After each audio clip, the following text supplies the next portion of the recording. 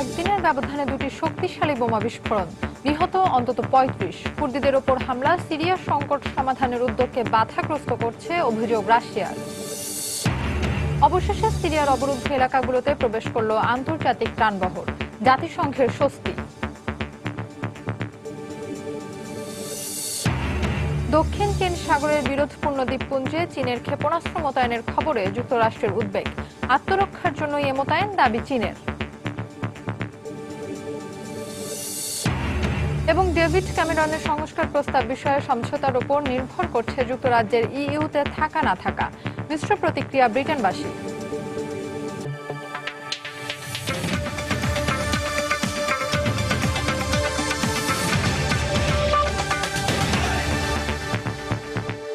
আন্তর্জাতিক সময়ের সঙ্গে আছি আমি ফামিদা মটুসি।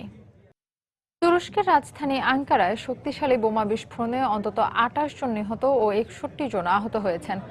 বুধবার সন্ধ্যায় পার্লামেন্ট ও সামরিক সদর দপ্তরের কাছে এই হামলা চালানো হয়। তাৎক্ষণিকভাবে কেউ এই হামলার দায় স্বীকার না করলেও একে সন্ত্রাসী কর্মকাণ্ড বলে মন্তব্য করেছে তুর্কি কর্তৃপক্ষ। এ ঘটনার পর তুরস্কের প্রেসিডেন্ট রিসেপ তাইপ এরদোয়ান সরকারের ঊর্ধ্বতন কর্মকর্তাদের জরুরি বৈঠক ডেকেছেন। সেই সঙ্গে যে কোনো মূল্যে এই হামলায় জড়িতদের বিরুদ্ধে প্রতিশোধ নেওয়ার অঙ্গীকার ব্যক্ত করেছেন। আঙ্কারার সেনা সদর এবং পার্লামেন্টের কাছাকাছি এক ট্রাফিক সিগন্যালে শক্তিশালী বোমা বিস্ফোরণ ঘটে। বুধবার স্থানীয় সময় সন্ধ্যা 6:30 নাগাদ ওই বিস্ফোরণের প্রচন্ড আওয়াজে ঘর থেকে বাইরে বেরিয়ে আসেন নগরবাসী। ঘটনাস্থলে ছুটে আসেন দমকল বাহিনীর সদস্যরা। আমি যেখানে দাঁড়িয়েছিলাম তার মাত্র ৩০০ মিটার দূরে এই বিস্ফোরণ ঘটে। শব্দের তীব্রতা এত বেশি ছিল, গোটা শহরে এর আওয়াজ শোনা গেছে। এ ঘটনায় সবার মাঝে আতঙ্ক বিরাজ করছে। কর্তৃপক্ষ জানায় একটি সড়কের সংযোগস্থলে অপেক্ষমান সেনাবাহিনীর গাড়ি বহরে ওই হামলা চালানো হয়। তবে হতাহতদের বেশিরভাগ বেসামরিক নাগরিক বলে জানানো হয়। এই ঘটনাকে সন্ত্রাসবাদী কর্মকাণ্ড বলে আখ্যা দিয়েছে তুর্কি সরকার। বোমা বিস্ফোরণের ঘটনায় সেনা সদস্য সহ বেশ কিছু মানুষকে হারিয়েছি আমরা। মরদেহ শনাক্তের কাজ চলছে। আহতদের হাসপাতালে চিকিৎসার বন্দোবস্ত করা হয়েছে। বিস্ফোরণের তদন্ত শুরু করেছে নিরাপত্তা বাহিনী। হামলার পর আজারবাইজান সফরের সিদ্ধান্ত স্থগিত করেছেন প্রেসিডেন্ট রিসেপ তাইপ এরদোগান। দ্রুততম সময়ের মধ্যে হামলাকারীদের চিহ্নিত করে তাদেরকে দৃষ্টান্তমূলক শাস্তির মুখোমুখি করার প্রতিশ্রুতি দেন তিনি। বুধবারের হামলার কারণে তুর্কি প্রধানমন্ত্রী আহমেদ দাভুতোগলুও তার পূর্ব নির্ধারিত ব্রাসেলস সফর বাতিল করেছেন বলে জানায় স্থানীয় সংবাদ মাধ্যম। তুরস্কে গেল বছরের মাঝামাঝি সময় থেকে এ পর্যন্ত বেশ কয়েকটি বোমা হামলার ঘটনা ঘটে। এসব ঘটনায় জঙ্গি সংগঠন আইএস ও দেশটির নিষিদ্ধ সংগঠন কুর্দিস্তান ওয়ার্কার্স পার্টিকে দায়ী করা হয়। তাদের দমনে সিরিয়ার উত্তরাঞ্চলে ক্ষেপণাস্ত্র হামলা অব্যাহত রেখেছে তুর্কি সামরিক বাহিনী। জাহিদুর রহমান, সময় সংবাদ। এদিকে তুরস্কের দক্ষিণ পূর্বাঞ্চলে সেনাবহর লক্ষ্য করে চালানো আরেকটি বোমা হামলায় এখন পর্যন্ত 7 জনের নিহত হওয়ার খবর পাওয়া গেছে। এর আগে বুধবার আঙ্কারায় হামলার জন্য সিরীয় কুর্দিদের দায়ী করছেন তুর্কির প্রধানমন্ত্রী আহমেদ দাভুতোগলু। তুর্কি গোলা হামলার কারণে সিরিয়ার সংকট সমাধানে বিশ্ব সম্প্রদায়ের উদ্যোগ বাধাগ্রস্ত হচ্ছে বলে অভিযোগ করেছে রাশিয়া। এমনটা চলতে থাকলে নিরাপত্তা পরিষদে আঙ্কারার বিরুদ্ধে আনুষ্ঠানিক নিন্দা প্রস্তাব আনা হবে বলে হুঁশিয়ারি দিয়েছেন জাতিসংঘ রাশিয়ার প্রতিনিধি ভিতালি চুরকিন। তবে সিরিয়ায় কুর্দি অবস্থানগুলোয় কোনো অবস্থায় গোলা হামলা বন্ধ করা হবে না বলে জানিয়ে দিয়েছে তুরস্ক। এর মধ্যে তুর্কি সীমান্ত অতিক্রম করে ৫ শতাধিক সন্দেহভাজন জঙ্গি সিরিয়ায় প্রবেশ করেছে বলে খবর দিয়েছে গণমাধ্যম। সিরিয়ায় তুর্কি হামলা বন্ধে আন্তর্জাতিক সম্প্রদায়ের আহ্বান সত্ত্বেও বুধবার আজাদ শহরে কুর্দি যোদ্ধাদের অবস্থানে গোলাবর্ষণ অব্যাহত রাখে তুরস্ক। সিরীয় কুর্দিদের রাজনৈতিক দল পিওয়াইডির সামরিক শাখা ওয়াইপিজি সদস্যদের লক্ষ্য করেই এ হামলা চলছে। এ অঞ্চলে কিছুতেই কুর্দিদের শক্ত ঘাঁটি গড়ে তুলতে দেয়া হবে না বলে আবারও দৃঢ় প্রত্যয় ব্যক্ত করেছেন প্রেসিডেন্ট রিসেপ তাইপ এরদোয়ান। সিরিয়ায় যে কোনো অভিযান জোটবদ্ধ হয়ে পরিচালনা করার কথা ছিল, কিন্তু কেউ কেউ এখন আমাদেরকে সিরিয়ায় কুর্দি অবস্থানে হামলা বন্ধ করতে বলছে। আমাদের সেরকম কোনো পরিকল্পনা নেই। যুক্তরাষ্ট্রের আগে এটা ঠিক করা উচিত, তারা কি তুরস্ককে সমর্থন করবে নাকি কুর্দি সন্ত্রাসীদের। সিরিয়ায় কূটনৈতিক সমাধানের উদ্যোগের মধ্যেই তুরস্কের এমন পদক্ষেপকে অগ্রহণযোগ্য বলে উল্লেখ করেছেন জাতিসংঘে নিযুক্ত রুশ প্রতিনিধি ভিতালি চুরকিন। তুরস্ক যদি সিরিয়ায় গোলাবর্ষণ অব্যাহত রাখে তবে নিরাপত্তা পরিষদ তাদের বিরুদ্ধে ব্যবস্থা নিতে বাধ্য হবে। এরই মধ্যে জাতিসংঘের পক্ষ থেকে আঙ্কারাকে আন্তর্জাতিক আইনের প্রতি শ্রদ্ধাশীল হতে বলা হয়েছে। তারপরও তাদের এমন কর্মকাণ্ড কিছুতেই মেনে নেওয়া যায় না। এর মধ্যেই তুরস্কের সীমান্তবর্তী বাব আল সালাম সীমান্ত অতিক্রম করে অন্তত 500 সশস্ত্র বিদ্রোহী সিরিয়ায় পৌঁছার খবর জানিয়েছে গণমাধ্যম। উত্তর সিরিয়ায় কুর্দিদের অগ্রগতি রুখতে আসাদ বিরোধী বিদ্রোহীদের সহায়তা করাই তাদের লক্ষ্য বলে দাবি ব্রিটেন ভিত্তিক পর্যবেক্ষণ সংস্থা সিরিয়ান অবজারভেটরি ফর হিউম্যান রাইটসের। এদিকে তুরস্কের কুর্দিদের সংগঠন পিকেকের একজন কমান্ডার বলেছেন, শুধু তুরস্ক নয়, সৌদি আরব এবং কাতারও সিরিয়া যুদ্ধে আইএস সহ বিভিন্ন জঙ্গি গোষ্ঠীকে নানাভাবে সহযোগিতা করে আসছে।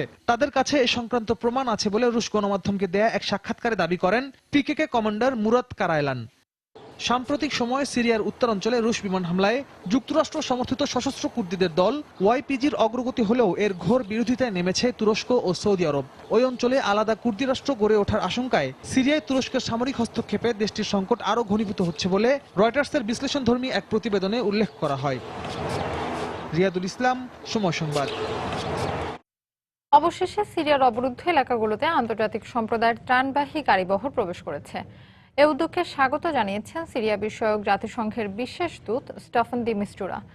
সিরিয়া যুদ্ধবিরতি চুক্তির বাস্তবায়ন খুব ধীর গতিতে এগোচ্ছে বলে মন্তব্য করেছেন জাতিসংঘের শরণার্থী বিষয়ক সংস্থা ইউএনএইচসিআর এর প্রধান ফিলিপো গ্র্যান্ডি।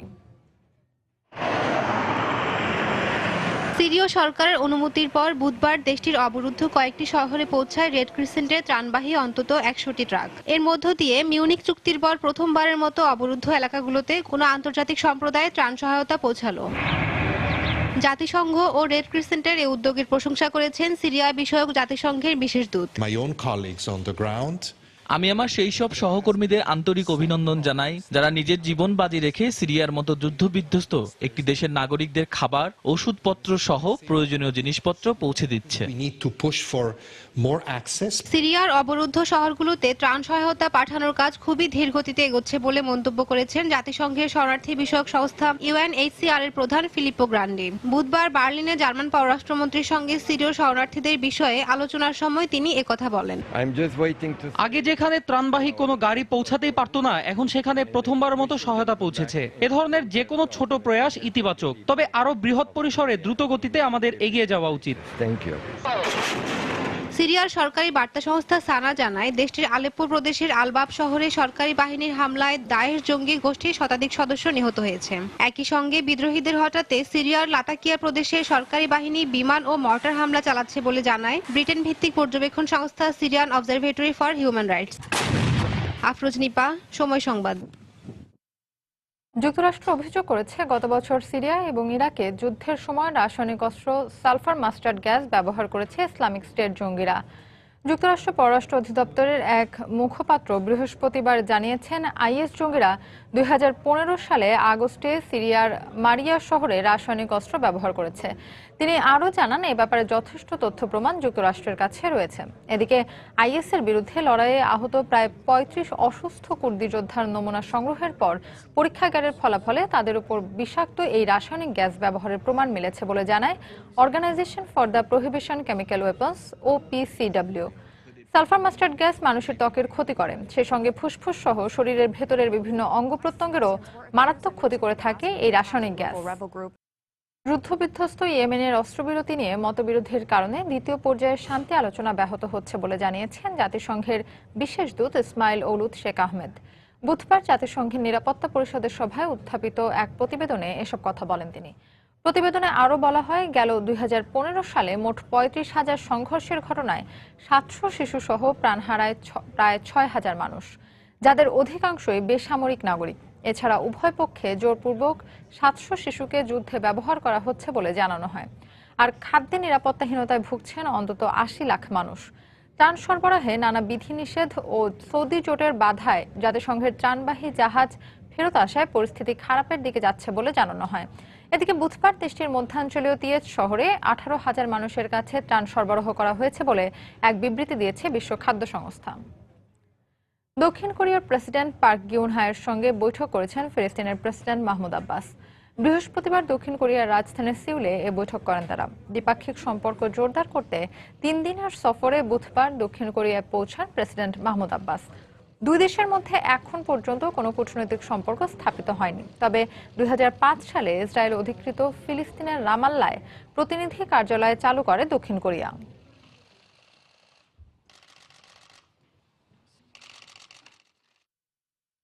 গত মাসে উত্তর কোরিয়ার হাইড্রোজেন বোমার পরীক্ষা ও ফেব্রুয়ারিতে রকেট উৎক্ষেপণকে কেন্দ্র করে চলমান উত্তেজনার মধ্যে নিজেদের শক্তি প্রদর্শন করতে বুধবার দক্ষিণ কোরিয়ার আকাশে মহড়া দিয়েছে যুক্তরাষ্ট্রের 4টি F-22 যুদ্ধবিমান।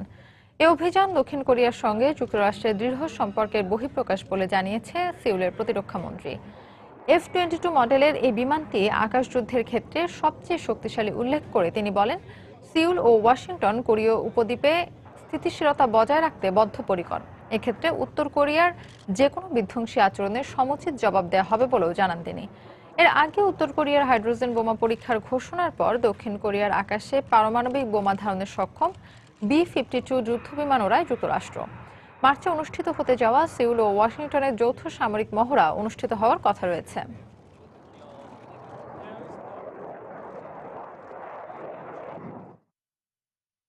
আন্তর্জাতিক সময় আরো দেখবেন। এবার প্রতিদ্বন্দ্বী আরেক রিপাবলিকান টেড ক্রুজকে মিথ্যাবাদী বললেন ট্রাম্প। ক্রুজের দাবি সমর্থনের দিকে থেকে ট্রাম্পের চেয়ে এগিয়ে তিনি।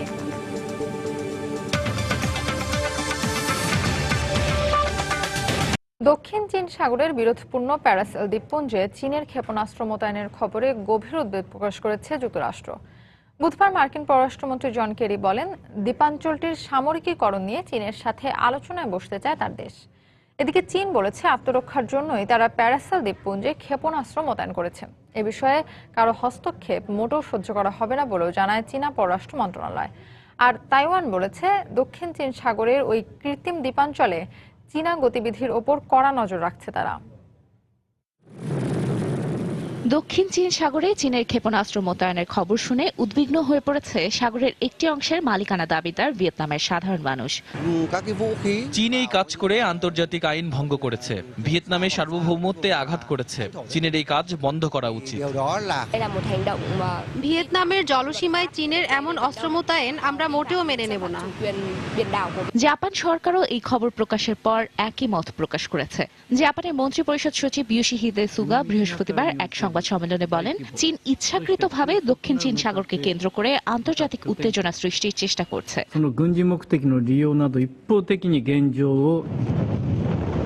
অন্যদিকে যুক্তরাষ্ট্র বলছে, বিরোধপূর্ণ দক্ষিণ চীন সাগর অঞ্চলে চীনের সামরিকীকরণ চরম উদ্বেগের কারণ হয়ে দাঁড়িয়েছে। মার্কিন পররাষ্ট্রমন্ত্রী বলেন, স্যাটেলাইটে ধারণ করা ছবিতে স্পষ্ট বোঝা যায় বেইজিং সেখানে রণসজ্জা করছে। প্যারাসেল এবং স্প্র্যাটলি দ্বীপপুঞ্জের কয়েকটি দ্বীপ মিলিয়ে কৃত্রিম দ্বীপ তৈরি করে তাতে নৌঘাঁটি স্থাপনের মাধ্যমে পুরো দক্ষিণ চীন সাগরে নিজেদের আধিপত্য কায়েম করতে চাচ্ছে। এ নিয়ে তৈরি হওয়া উত্তেজনা যেন আর বাড়তে না পারে, সেজন্য চীনের সাথে আলোচনায় বসারও ইচ্ছা প্রকাশ করেছে যুক্তরাষ্ট্র। চীনা প্রেসিডেন্ট শি জিনপিং ওয়াশিংটনে এসে মার্কিন প্রেসিডেন্ট বারাক ওবামাকে প্রতিশ্রুতি দিয়েছিলেন, দক্ষিণ চীন সাগরে কোনো সামরিক সরঞ্জাম পাঠাবেন না তারা। তবে স্যাটেলাইট ছবিতে স্পষ্ট যে তিনি তার প্রতিশ্রুতি রাখেননি। এই বিষয়টি আমাদের বিশেষ উদ্বেগের কারণ হয়ে দাঁড়িয়েছে। বেইজিং অবশ্য প্রথমে ক্ষেপণাস্ত্র মোতায়েনের বিষয়টি পশ্চিমা গণমাধ্যমের মিথ্যাচার বলে অভিযোগ করলেও পরে বলেছে, নিজেদের জলসীমার ভেতর তারা যাই করুক না কেন তা নিয়ে যুক্তরাষ্ট্রের মাথা ঘামানোর কিছু থাকতে পারে না। বুধবার চীনা পররাষ্ট্রমন্ত্রী বেইজিংয়ে এক সংবাদ সম্মেলনে আরো বলেন, দক্ষিণ চীন সাগরে সব ধরনের সামরিক কার্যক্রম বন্ধ করতে হলে সবাইকেই এগিয়ে আসতে হবে। অঞ্চলটির বেসামরিকীকরণ চাইলে অবশ্যই সবারই মঙ্গল হবে, তবে কোনো একটি দেশকে যদি তাদের সামরিক কার্যক্রম বন্ধ করতে বলা হয় তাহলে তা হবে বৈষম্যমূলক, আর চীন এমন কোনো বৈষম্যমূলক আচরণ মেনে নেবে না। এদিকে দক্ষিণ চীন সাগরের মালিকানার আরেক দাবিদার তাইওয়ান জানিয়েছে, প্যারাসেল দ্বীপপুঞ্জে চীনা গতিবিধির ওপর নজর রাখছে তাদের সেনাবাহিনী। ফক্স নিউজের প্রকাশ হওয়া স্যাটেলাইটের ছবিতে দেখা যায়, চীনা ভূখণ্ডের কাছাকাছি প্যারাসেল দ্বীপপুঞ্জে কৃত্রিমভাবে গড়ে তোলা উডি দ্বীপে গেল 3 ফেব্রুয়ারির পর বেশ কয়েকটি ক্ষেপণাস্ত্র মোতায়েন করা হয়েছে। ভিয়েতনাম, তাইওয়ান ছাড়াও মালয়েশিয়া, ফিলিপিন্স, ইন্দোনেশিয়া এবং ব্রুনাই এই দক্ষিণ চীন সাগরের মালিকানার দাবি করে। তানজিম মুনিয়াত, সময় সংবাদ। ব্রিটেনের সংস্কার প্রস্তাবের বিষয়ে আলোচনা করতে বেলজিয়ামের ব্রাসেলসে বৃহস্পতিবার বৈঠকে বসতে যাচ্ছে ইউরোপীয় ইউনিয়ন। এর সম্মেলনে ব্রিটিশ প্রধানমন্ত্রী ডেভিড ক্যামেরনের সংস্কার প্রস্তাবটি পাশ হওয়ার না হওয়ার ওপরই নির্ভর করছে ব্রিটেন ইইউ এর সঙ্গে থাকবে কিনা। ব্রিটেনের কিছু শর্ত যুক্তিসঙ্গত হলেও কিছু কিছু ক্ষেত্রে জোটের কথা না ভেবে অভ্যন্তরীণ স্বার্থ সংশ্লিষ্ট বিষয়কে প্রাধান্য দেওয়া হয়েছে বলে জানান জার্মান চ্যান্সেলর অ্যাঙ্গেলা মার্কেল। এদিকে এই প্রস্তাবের বিষয়ে মিশ্র প্রতিক্রিয়া জানিয়েছে ব্রিটেনবাসী। ব্রিটেনের বেডফোর্ডশায়ারের কৃষক রবার্ট ল সহ তার অন্যান্য সহযোগীর এখন ভাবনার কারণ হয়ে দাঁড়িয়েছে ব্রিটেনের সাম্প্রতিক সংস্কার প্রস্তাবটি। ব্রিটেন তার অভ্যন্তরীণ সুবিধা ধরে রাখতে ইউরোপীয় ইউনিয়ন থেকে বেরিয়ে আসার তোড়জোড় করলেও এখানকার কৃষকরা তাদের ব্যবসার কথা ভেবে জোটবদ্ধ হয়ে থাকার পক্ষেই মত দেয়। ইউরোপীয় ইউনিয়নের সঙ্গে থাকলে আমরা জোটের 27টি দেশের সঙ্গে মুক্তভাবে বাণিজ্য করতে পারবো। শুধু ব্রিটেনে ব্যবসা করতে গেলে আমাদেরকে অনেক বাধ্যবাধকতার মধ্যে চলতে হবে। আয় কমে যাবে। জোট যে পরিমাণ ভর্তুকি দেয় ব্রিটেন তা দেবে না। কৃষি খাতে বাজেটের উপরই আমাদের ভাগ্য নির্ভর করবে। বেলজিয়ামের ব্রাসেলসের ইউরোপীয় ইউনিয়নের সম্মেলনে ব্রিটিশ প্রধানমন্ত্রী ডেভিড ক্যামেরনের ইইউ সংস্কার বিষয়ক প্রস্তাব সবচেয়ে বেশি গুরুত্ব পাবে বলে ধারণা করা হচ্ছে। দুদিনের এই সম্মেলনে ক্যামেরনের এই প্রস্তাবটি পাশ হওয়া না হওয়ার উপরই নির্ভর করছে ব্রিটেন ইইউর সঙ্গে থাকবে কিনা। প্রস্তাবের বিষয়ে বিভিন্ন পক্ষের মধ্যে আলোচনায় অগ্রগতি হলেও শেষ পর্যন্ত চুক্তিতে পৌঁছানো সম্ভব না হলে তা ইইউ ও যুক্তরাজ্য উভয়ের জন্যই বড় পরাজয় হবে বলে মন্তব্য করেন ইউরোপীয় কাউন্সিলের প্রেসিডেন্ট ডোনাল্ড টাস্ক। এদিকে প্রস্তাবের বিষয়ে ব্রিটিশ প্রধানমন্ত্রী ক্যামেরনের বেশিরভাগ দাবি যুক্তিসঙ্গত ও ন্যায্য বলে জানিয়েছেন জার্মান চ্যান্সেলর অ্যাঙ্গেলা মার্কেল। তবে অনেক ক্ষেত্রে জোটের পরিবর্তে ব্রিটেন কেবল অভ্যন্তরীণ স্বার্থ রক্ষার বিষয়টিকে বেশি গুরুত্ব দিয়েছে বলে মন্তব্য করেন তিনি। ইউরোপীয় ইউনিয়নের লক্ষ্য জোটের কোনো দেশ যেন বৈষম্যের শিকার না হয়। এক্ষেত্রে মতপার্থক্যগুলো দূর করাটা সবচেয়ে জরুরি। এই বিষয়ে জোট তার প্রয়োজন মোতাবেক সিদ্ধান্ত নেবে। এদিকে ইইউ এর সঙ্গে ব্রিটেনের থাকা না থাকা নিয়ে মিশ্র প্রতিক্রিয়ার কথা জানিয়েছে লন্ডনের সাধারণ মানুষ।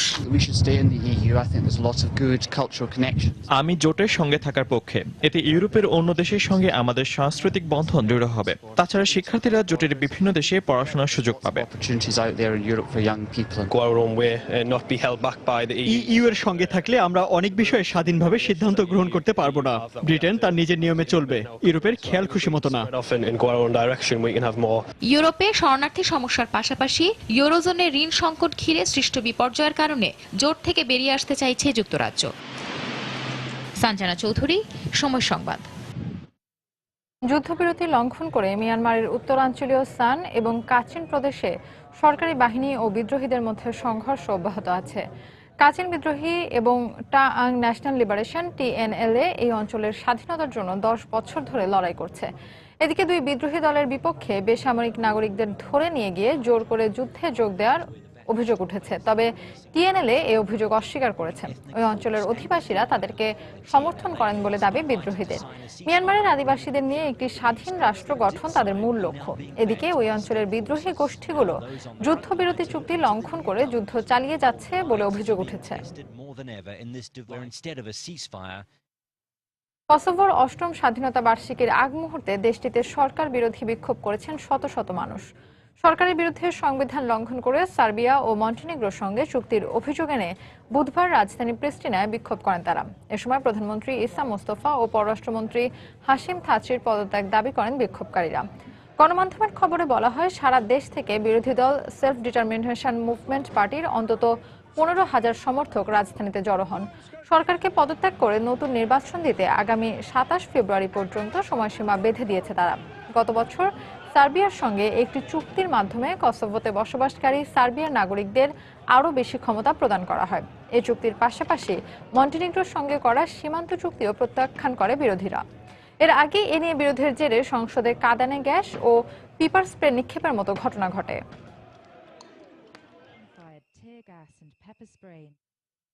দেশদ্রোহিতার অভিযোগে আটক ছাত্রনেতা কানহাইয়া কুমারের বিরুদ্ধে মামলার শুনানির সময় বুধবার দিল্লির আদালতে দুপক্ষের আইনজীবীদের সংঘর্ষের ঘটনা ঘটেছে।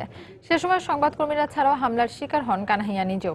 গেল সোমবারও আদালত প্রাঙ্গণে সংবাদকর্মীদের উপর হামলা চালায় সরকারপন্থী আইনজীবীরা।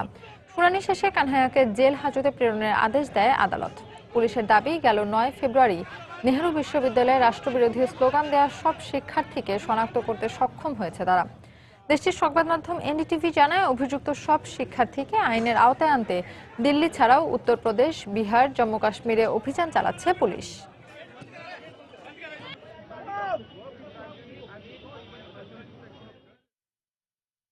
মাতৃত্বকালীন ছুটির পাশাপাশি এবার পশ্চিমবঙ্গের পুরুষ সরকারি কর্মকর্তা কর্মচারীরাও পিতৃত্বকালীন ছুটি পাবেন। সদ্যপ্রসূত সন্তানের দেখভালের জন্য 2 পর্যায়ে মোট 30 দিনের ছুটি নিতে পারবেন বলে এক সার্কুলার জারি করা হয়েছে। তবে এতে তাদের কোনো বেতন কাটা যাবে না বলে জানায় কেন্দ্রীয় সরকারি কর্মচারীদের বেতন কমিশন। পশ্চিমবঙ্গে নারী কর্মচারীরা সন্তান প্রসবের আগে ও পরে মোট 6 মাস ছুটির বিধান রয়েছে। তবে গোটা চাকরি জীবনে 2 বার এই সুবিধা পান তারা।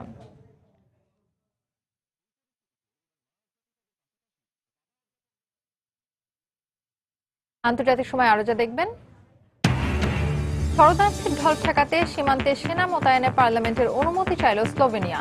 200 শরণার্থীকে সার্বিয়ায় ফেরত পাঠালো ক্রোয়েশিয়া।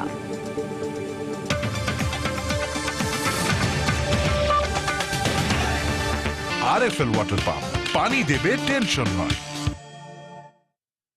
এবার মার্কিন প্রেসিডেন্ট নির্বাচনে মনোনয়ন প্রত্যাশী আরেক রিপাবলিকান টেড ক্রুজকে মিথ্যাবাদী বললেন ডোনাল্ড ট্রাম্প।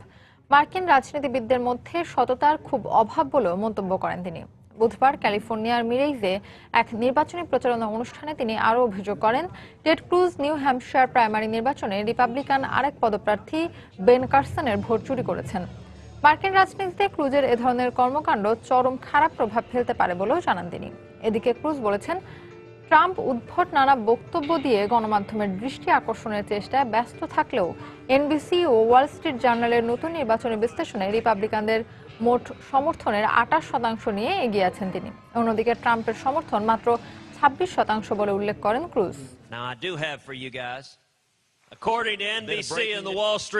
আমরা মুখে ফাঁকা বলে ছুড়ি না, আমাদের হয়ে নির্বাচনী বিশ্লেষণই কথা বলছে, আর নতুন বিশ্লেষণ বলছে আমরা ট্রাম্পের চেয়ে অনেক এগিয়ে। বেন কার্সনের সঙ্গে ক্রুজ যা করেছেন তা মার্কিন রাজনীতির জন্য অপমানজনক। আমার বিশ্বাস করতে কষ্ট হয় এমন অসৎ লোক রাজনীতির ময়দানে ছেয়ে গেছে এবং আমাদের তাদের সঙ্গেই লড়াই করতে হচ্ছে। আগামী মাসে কিউবায় ঐতিহাসিক সফরে যাচ্ছেন মার্কিন প্রেসিডেন্ট বারাক ওবামা। বুধবার হোয়াইট হাউসের পক্ষ থেকে জানানো হয়, দক্ষিণ আমেরিকার বিভিন্ন দেশ সফরের অংশ হিসেবে প্রেসিডেন্ট ওবামা 21 কিংবা 22 মার্চ হাভানা সফর করবেন। 1928 সালের পর এই প্রথম কোনো মার্কিন প্রেসিডেন্ট কিউবায় যাবেন। দুই দেশের মধ্যে গত 5 দশক ধরে চলে আসা বৈরিতার অবসান ঘটিয়ে সম্পর্ক উন্নয়নের এটাই সবচেয়ে বড় নিদর্শন বলে জানিয়েছেন বিশ্লেষকরা। তবে রিপাবলিকান নেতারা সম্ভাব্য এ সফরের বিষয়ে সমালোচনা করেছেন। 2014 সালের ডিসেম্বরে যুক্তরাষ্ট্র ও কিউবার প্রেসিডেন্ট দুদেশের মধ্যে কূটনৈতিক সম্পর্ক পুনরুদ্ধারের ঘোষণা দেন। এরই ধারাবাহিকতায় দুদেশের বন্দি বিনিময়ের পাশাপাশি মার্কিন প্রশাসন সন্ত্রাসী তালিকা থেকে কিউবার নাম তুলে নেয়। সেপ্টেম্বরে জাতিসংঘের সাধারণ অধিবেশনের বাইরে দুই নেতার বৈঠকের পরপরই ওয়াশিংটন ও হাভানায় চালু হয় দুদেশের দূতাবাসের কার্যক্রম।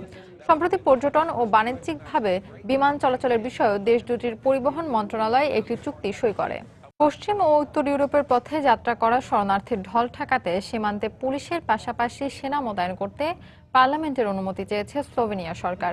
বৃহস্পতিবার শুরু হওয়া ইইউ নেতাদের বৈঠককে সামনে রেখে বুধবার ইউরোপীয় কমিশনের প্রেসিডেন্ট জ্যাঁ-ক্লদ জাঙ্কারের সঙ্গে বৈঠক করেছেন গ্রিক প্রধানমন্ত্রী অ্যালেক্সিস সিপ্রাস।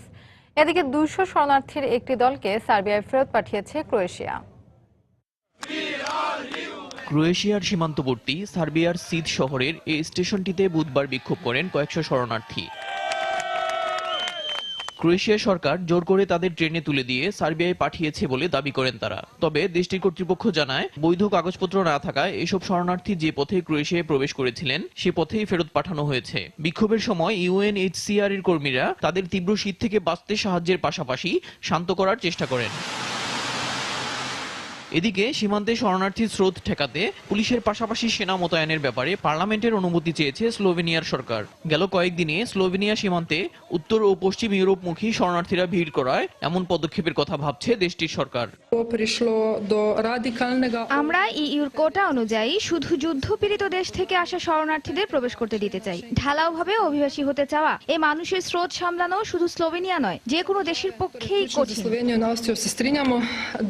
বুধবার গ্রিসের লেসবোস, চিওস ও লেরোস দ্বীপে কয়েকটি শরণার্থী শিবির পরিদর্শন করেন গ্রিসের প্রতিরক্ষা মন্ত্রী পানোস কামেনোস। এই সময় তিনি আশ্রয় পাওয়াদের খোঁজ খবর নেয়ার পাশাপাশি তাদের বাসস্থান ঘুরে দেখেন। এছাড়া নিবন্ধন প্রক্রিয়া সম্পন্ন করতে শরণার্থীদের প্রতি আহ্বান জানান তিনি।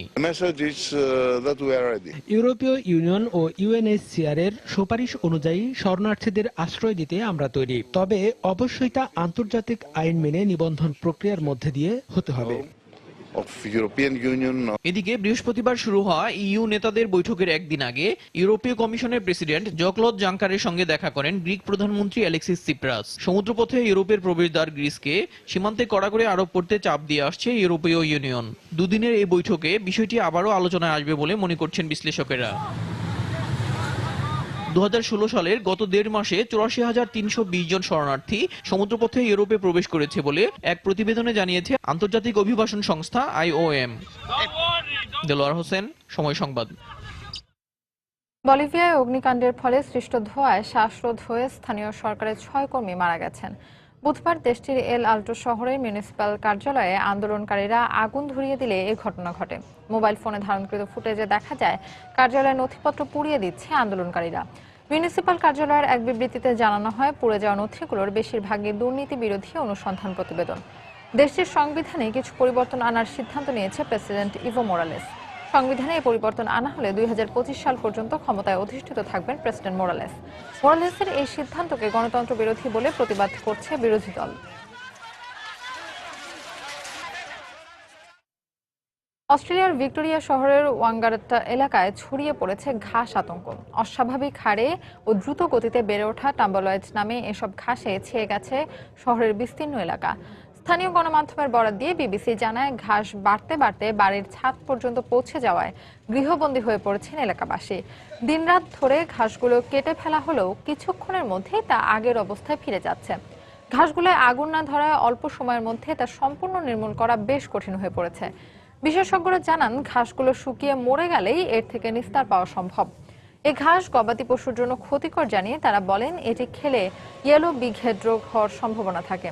ঘাসগুলোর তত্ত্বাবধানের ভার স্থানীয় এক কৃষকের উপর থাকলেও তার গাফিলতির কারণে এ পরিস্থিতির সৃষ্টি হয়েছে বলে অভিযোগ ভুক্তভোগীদের।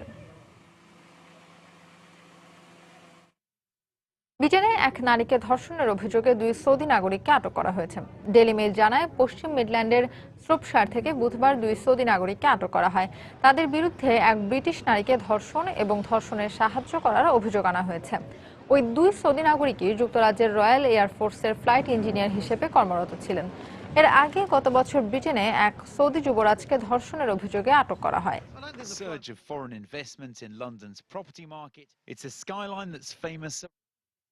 জ্বালানি তেল উত্তোলন না বাড়ানোর বিষয়ে তেল উত্তোলক 4টি দেশের চুক্তিকে স্বাগত জানালেও তেল উৎপাদন সীমিত না করার কথা জানিয়েছে ইরান। বুধবার তেহরানে এক বৈঠক শেষে একথা জানান ইরানের তেলমন্ত্রী বিজান জাঙ্গানে। বিশ্ববাজারে তেলের দাম স্থিতিশীল পর্যায়ে নিয়ে আসতে ওপেকের সদস্য রাষ্ট্র ও যারা ওপেকের সদস্য নয় উভয়কে প্রয়োজনীয় সহযোগিতা দেওয়ার কথা জানান তিনি। তবে জানুয়ারিতেই ইরানে যে হারে তেল উৎপাদন হয়েছে সেই পর্যায়ে সীমাবদ্ধ রাখার বিষয়ে প্রতিশ্রুতি দিতে অস্বীকৃতি জানান। এর আগে জানুয়ারিতে যে হারে জ্বালানি তেল উত্তোলন করা হয়েছে আপাতত সে হারেই তেল উত্তোলন অব্যাহত রাখার ঘোষণা দেয় সৌদি আরব, কাতার, ভেনেজুয়েলা ও রাশিয়া।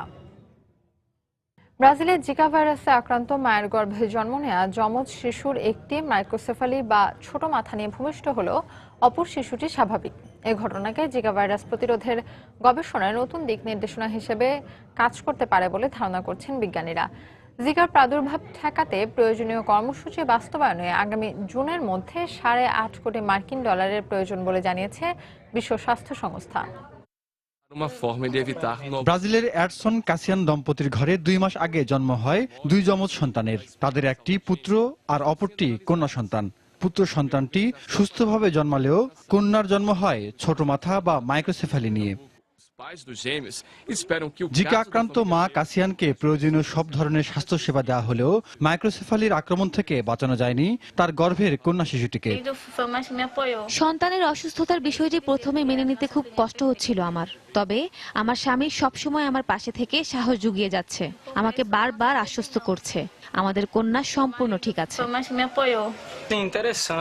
একই মায়ের গর্ভে থাকা 2 শিশুর একটি কেমন করে মাইক্রোসেফালিতে আক্রান্ত হলো তা একটি ভালো গবেষণা গবেষণার বিষয় হতে পারে।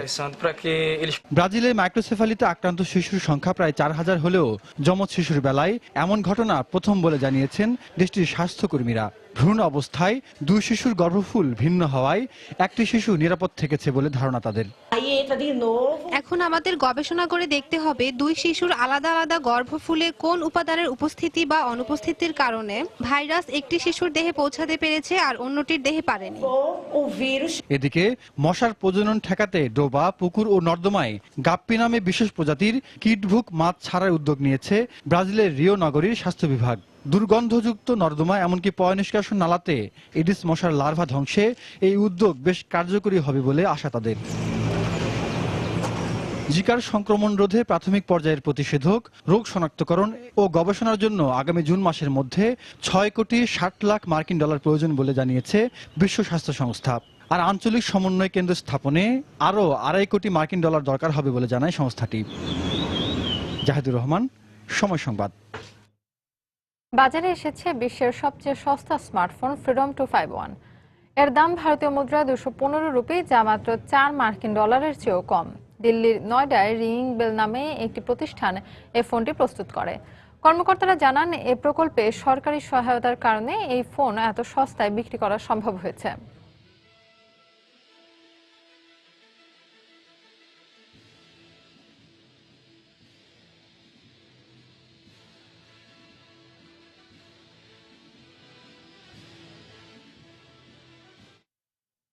প্রতি বছর স্পেনের বুনোলে পালন করা হয় ঐতিহ্যবাহী টমেটো ছোড়া উৎসব লা টমেটিনা। বুনোলের পাশাপাশি এবার চিলিতে 6ষ্ঠবারের মতো পালন করা হয়েছে এই উৎসব। হাজার হাজার মানুষ দল বেঁধে অংশ নেয় এই টমেটো মাখামাখির উৎসবে। একে অন্যের দিকে ছুটছে টমেটো, তবে এতে কোনো ক্ষোভ নেই। উৎসবের অংশ হিসেবেই টমেটো ছুটছেন তারা। সম্প্রতি চিলির কুইলন শহরে মজার এই টমেটো ছোড়ার উৎসব পালন করা হয়। এই উৎসবে মেতে ওঠেন নানা বয়সী মানুষ। সবাই অনেক খুশি, অনেক উৎফুল্ল। আমরা সবাই এক হয়ে এই উৎসব পালন করছি। আমার খুবই ভালো লাগছে। আমি এবার প্রথম এই উৎসবে এসেছি, তাই একটু ভয় লাগছে, এজন্য সতর্ক রয়েছে। স্থানীয় আয়োজকরা জানান, এবছর টমেটো যুদ্ধে যোগ দিতে কুইলন শহরে হাজির হন অন্তত 15,000 মানুষ। এবার প্রায় 50 টনের বেশি টমেটো কুইলন শহরে নিয়ে আসা হয় উৎসবের জন্য। এই বিপুল পরিমাণ টমেটোর যোগান দেন স্থানীয় চাষিরাই। শিরিন আক্তার, সময় সংবাদ। এ পর্যায়ে আবারও জানিয়ে দিচ্ছি আন্তর্জাতিক সময়ের শীর্ষ সংবাদগুলো। তুরস্কে একদিনের ব্যবধানে 2টি শক্তিশালী বোমা বিস্ফোরণ, নিহত অন্তত 35। কুর্দিদের উপর হামলা সিরিয়ার সংকট সমাধানের উদ্যোগকে বাধাগ্রস্ত করছে অভিযোগ রাশিয়ার। অবশেষে সিরিয়ার অবরুদ্ধ এলাকাগুলোতে প্রবেশ করল আন্তর্জাতিক ত্রাণবহর, জাতিসংঘের স্বস্তি।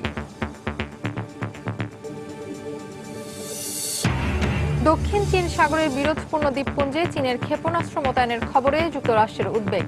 আত্মরক্ষার জন্য এই মোতায়েন দাবি চীনের।